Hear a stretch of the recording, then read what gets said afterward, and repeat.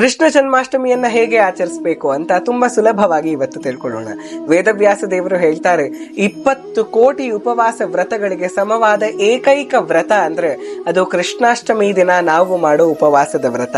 ಅದೇ ಕಾರಣಕ್ಕೆ ಈ ದಿನ ನಿರ್ಜಲ ನಿರಾಹಾರ ಉಪವಾಸವನ್ನ ಮಾಡಿದ್ರೆ ಅದು ತುಂಬಾ ಶ್ರೇಷ್ಠ.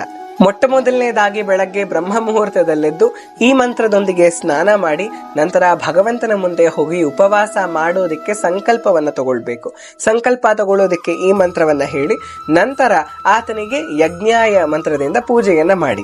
ಜನ್ಮಾಷ್ಟಮಿಯಂದು ರಾತ್ರಿಯ ಪೂಜೆಯೇ ತುಂಬಾ ಶ್ರೇಷ್ಠ.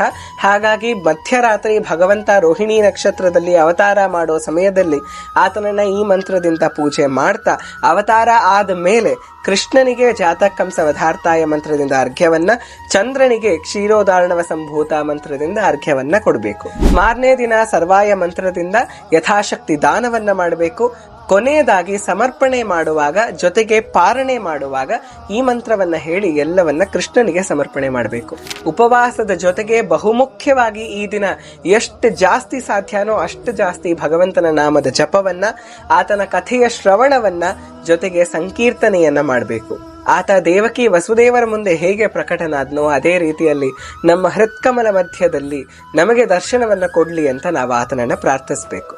ಕೃಷ್ಣ ಸಾವಿರಾರು ವರ್ಷಗಳ ಹಿಂದೆ ಮಥುರೆಯಲ್ಲಿ ಅವತಾರ ಮಾಡಿದ ನಂತರ ಹೊರಟು ಹೋದ ಅಂತ ಇಲ್ಲ.